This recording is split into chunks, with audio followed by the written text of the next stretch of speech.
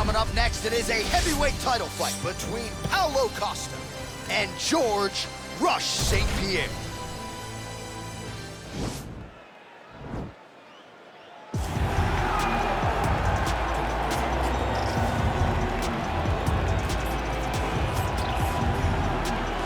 All right, so here he is, the former two-division UFC champion, George "Rush" St-Pierre. He's the most prolific takedown artist on paper in UFC history. Despite not having any amateur wrestling chops to speak of, this is the man who, at least in my mind, turned the MMA takedown into a thing. Yes, he did. He made it all look so smooth and so great. But it was the striking of George St-Pierre that was so good that made you have to be on awareness the whole time. So as the hands flew up, George St-Pierre had the timing that was unmatched at the time in mixed martial arts. One of the first guys that was truly able to do everything. Before we had specialists, and then we had George St-Pierre. He truly changed the game.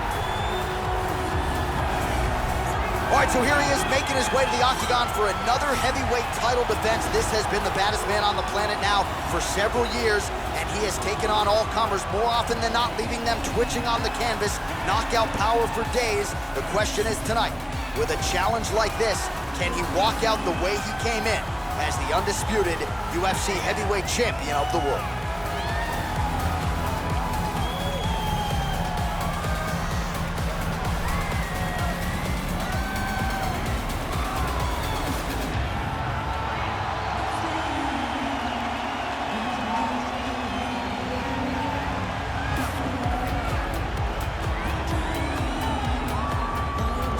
Our tale of the tape for this heavyweight championship fight. George St-Pierre is 10 years his senior. Costa is 3 inches taller. GSP will have a 4-inch reach advantage.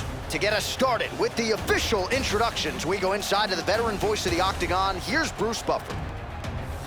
Ladies and gentlemen, this is the main event of the evening.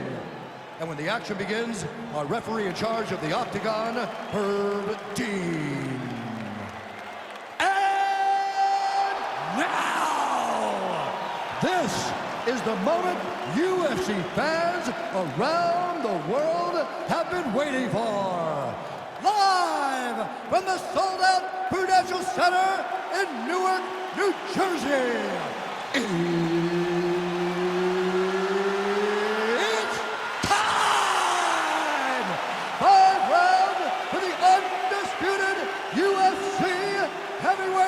Championship of the world.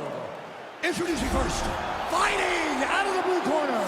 This man is a mixed martial artist, holding a professional record of 26 wins, 2 losses. He stands 5 feet 10 inches tall, weighing in at 170 pounds. Fighting out of Montreal, Quebec, Canada, presenting the challenger, George "Rush" St-Pierre.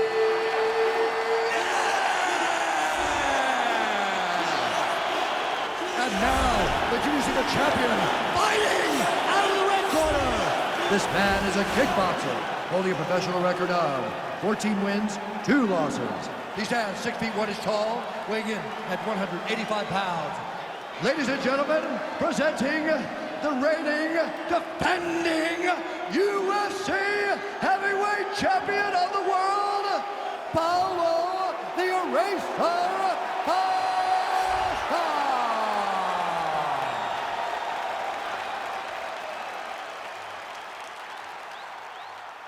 All right, this is for the championship. You've been given your instructions in the dressing room. Protect yourself at all times. Follow my instructions. We will have a clean fight. Touch gloves, let's make it official.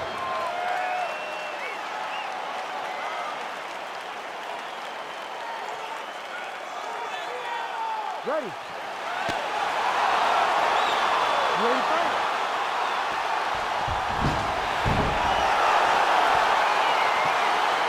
All right, let's get this one started here. Round 1 is underway, and we've got a striker who is a force to be reckoned with. Tonight, though, he draws a guy who can do a little bit of everything. And that guy is usually the one that will have the advantage. But we know what a high-level striker is, and this guy is as high level as we've ever seen in the UFC.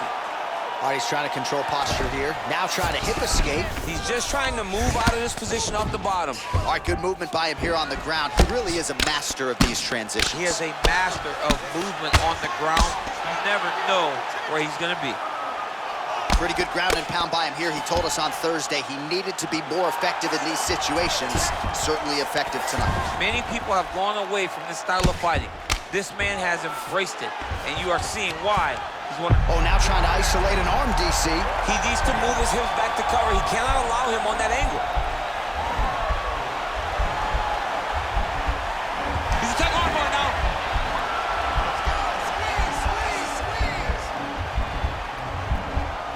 You got to recognize that when a guy starts to put his feet on your hips, you got to move him off, and you got to cover. You can't be off to an angle. Oh, now he's in trouble.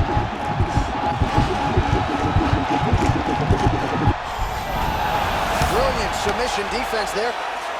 Side control now, and certainly I would think more offensive options for the bottom fighter than in the half. Absolutely more offensive options, because now you can just start to get away. You can just go to a wrestler stand-up.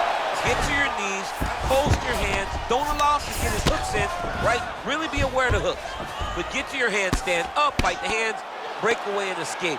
But it's so much more free-flowing than a half guard in the side control, because all you need to do is just get the opponent's body up, because his legs are just free to move. His legs are not controlling anything. His legs are just free, so you have more freedom to use your.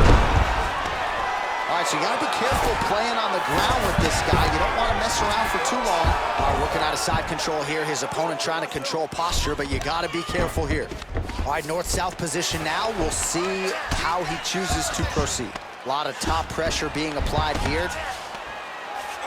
He jumps on a headlock. We call this in wrestling just a headlock. And if you're not careful, you can get stuck in an arm triangle. Watch triangle, watch triangle.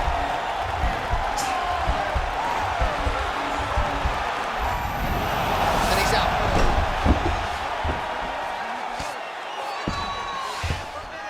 Oh, and he's back up again. Those get-ups have been there for him all night. Oh, he told you off the top he had to reload. Huge shot there, DC. I'm not sure how he'd stand up there. I mean, when you get hit with a shot like that, to stay standing shows and talks to your toughness. Oh. What a round.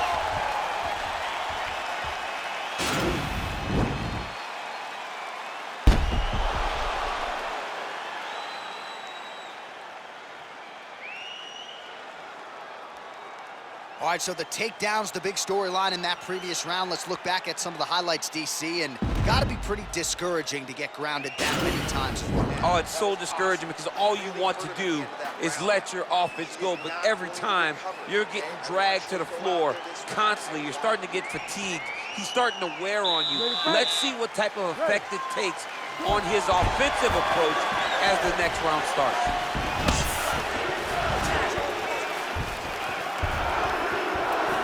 Good stick.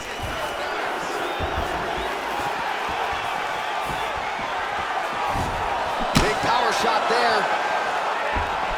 It's very tricky when he throws that body kick. Blocks the shot. Stuffs the takedown, no problem. Man, look at that damage on the right side of his body. Starting to really bruise now. Kick right under that right elbow.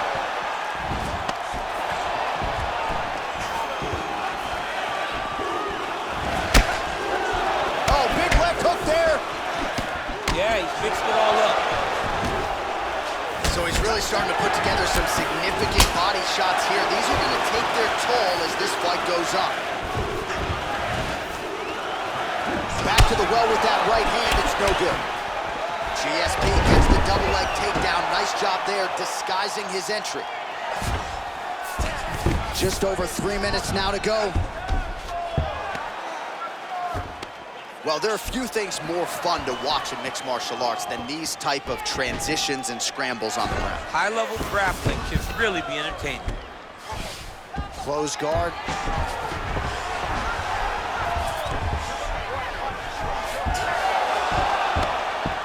Beautiful movement, hip work on the ground here, just outstanding with the transition. He is not staying in one place on the ground. That's very important.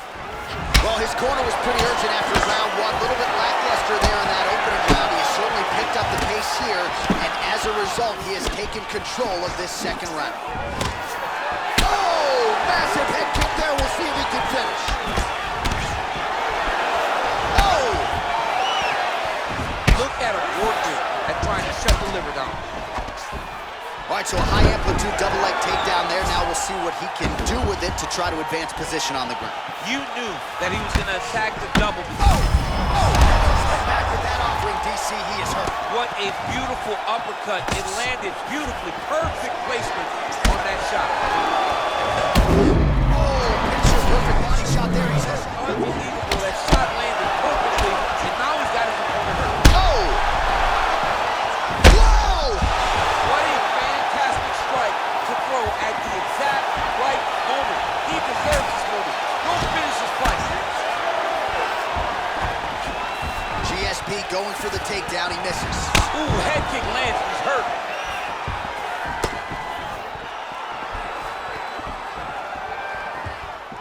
Final seconds here of round number 2. Oh, strong punch there by George St-Pierre. All right, so there's the end of the round. Few things in MMA more devastating than a head kick, and nearly produced a knockout for him there. We talked to him earlier in the week, and he talked about chances to take the kicks high. He got a chance, he took it, he landed that kick and almost got the fight finished. Let's see if he can go and do that again.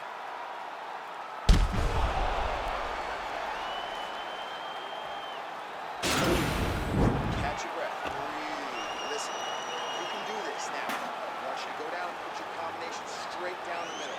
I need more of that. You ready to fight? You ready? Here we go, third round of this championship fight. Well, he continues to land a high number of strikes here, just like he did in the previous round. This is a world-class display of striking here tonight. Oh, beautiful jab there. It's one thing to... Whoa! He's out! He got him! Just an absolutely gorgeous shot to spell the end for his opponent. Crowd is absolutely loving it. He gets the near-perfect land. I'm not even sure his opponent saw it coming, but just the way he drew it up here tonight, saw that little crack of an opening and barged right through it to get the knock.